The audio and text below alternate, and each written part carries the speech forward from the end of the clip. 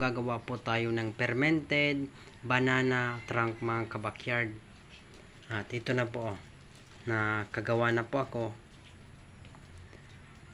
Kinayat ko lamang po ito ng maliliit. Pakain po kasi natin sa alaga nating mga manok. Ayan po.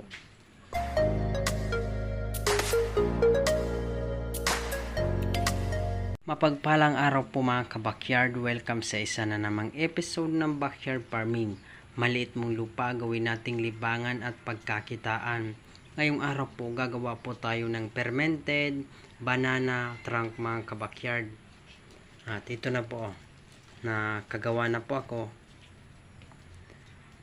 Kinayat ko lamang po ito ng maliliit. Pakain po kasi natin sa alaga nating mga manok. Ayan po. Kung makikita nyo po mga kabakyard, nakakalahati na po tayo.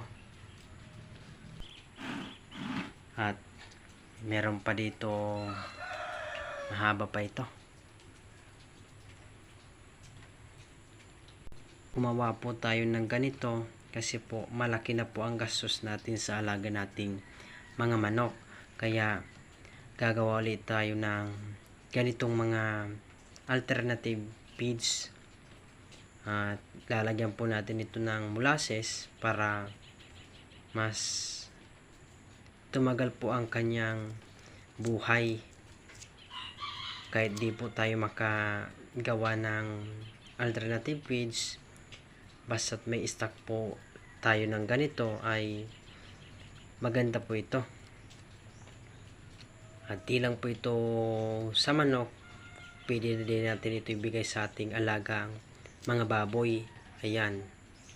So, magpapatuloy po tayo sa paggagayat natin ng katawan ng saging.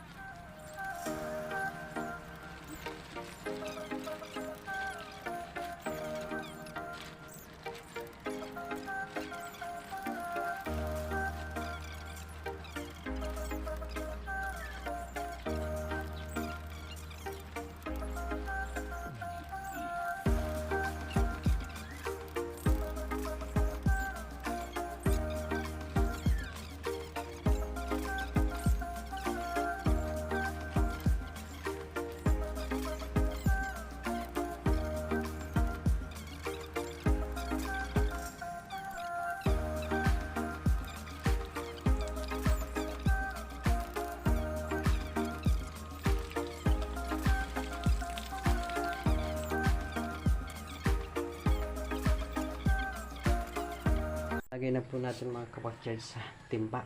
Ayan. Baka hindi magkasya.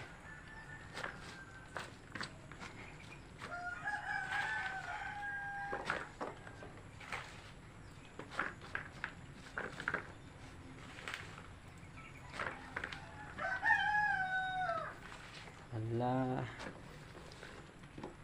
hindi magkakasya. Ay! Sana magkasya. Ayan. Konti na lang. Asya pala mga kabakyard. Ayan na.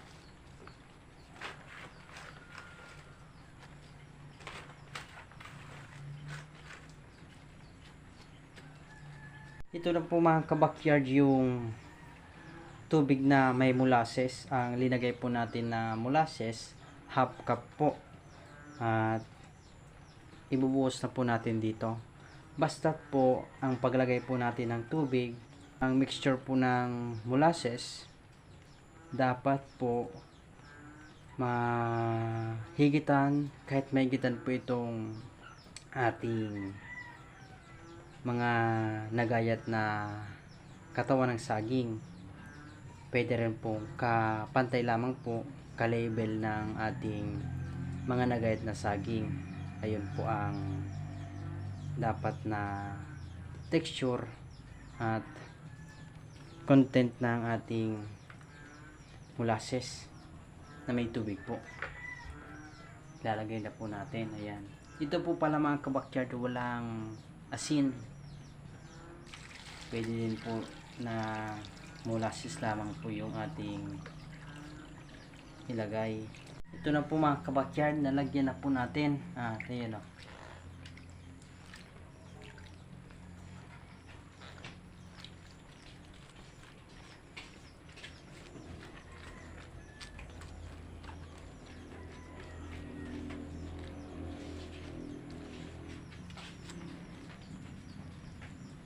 At tatakloban na po natin. After 7 days po, pwede na po nating ipakain, i-harvest. At ilagay po natin sa di po naiinitan, sa malilim po na lugar para po maganda po ang kanyang pag-ferment. Ayun po mga kabakyard. May Facebook page na po tayo mga kabakyard at nag-a-upload na rin po tayo dito.